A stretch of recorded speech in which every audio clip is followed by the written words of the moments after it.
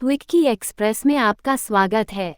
आज की कहानी है भूत की कहानी भूतिया पेड़। रोनकपुर नाम के एक शहर में राजा रोनकसिन का राज हुआ करता था। वो हमेशा अपनी प्रजा के हित में कार्य किया करते थे। वहां की प्रजा बहुत खुश रहती थी। एक दिन गिद्ध आकाश में भूतिया पेड़ के बीज लेकर उड़ रहा था। जैसे ही गिद्ध रोनकपुर पहुंचा तो उसके मुंह से एकदम बीज रोनकपुर के बीचों बीच गिर गया। बीज भूतिया था, इसलिए अगले ही दिन वो पौधा बन गया। वहां के स्थानीय निवासियों ने जब पौधे को देखा तो हैरान रह गए, क्योंकि पौधे का रंग काला था। बाद में लोगों ने आपस में चर्चा की और यह समझा कि खेत में उगने वाला कोई घासपात या वनस्पति होगी। दूसरे दिन वो पौधा काफी बड़ा हो गया। लोगों को और ज्यादा दुविधा हुई कि एक ही दिन में ये पौधा इतना बड़ा कैसे हो गया। होते होते वो पौधा तीसरे दिन पेड़ बन गया। समय बीता और लोग भी तेजी से बढ़ने वाले पौधे के बारे में सोच सोचकर परेशान हो रहे थे। वो इस मामले को राजा के पास लेकर गए। ऐसे जादुई पौधे का पता चलते ही राजा तुरंत उस जगह पर पहुंच गए। राजा को जैसे ही पता चला कि एक काले रंग का पौधा 3 दिन में पेड़ बना है, तो वो भी उस पेड़ को हैरानी से देखने लगे।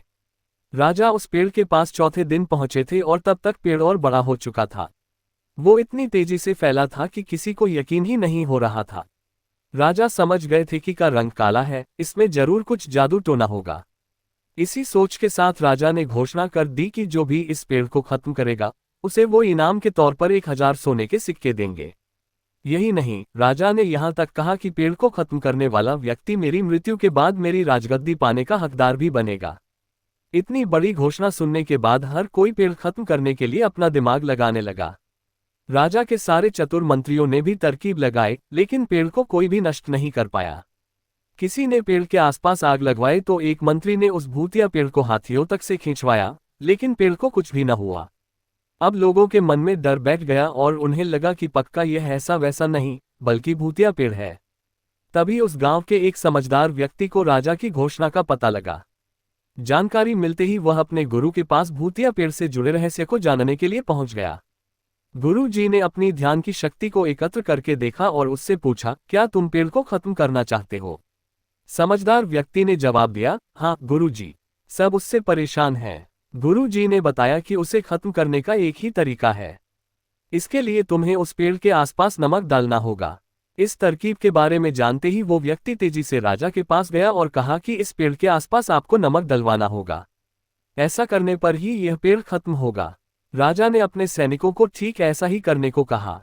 सैनिकों ने मिलकर पेड़ के चारों ओर खूब सारा नमक डाल दिया। नमक डालने के एक दिन बाद ही पेड़ का आकार कुछ कम हुआ।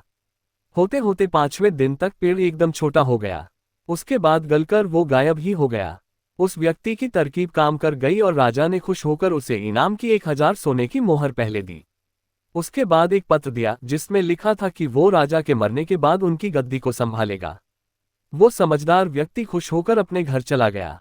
कहानी से सीख, ऐसी कोई मुसीबत नहीं होती जिसका समाधान न किया जा सके। जरूरत है तो बस धैर्य और समझदारी की। सुनने के लिए धन्यवाद। मेरा चैनल सब्सक्राइब करें, लाइक और शेयर भी करें। धन्यवाद।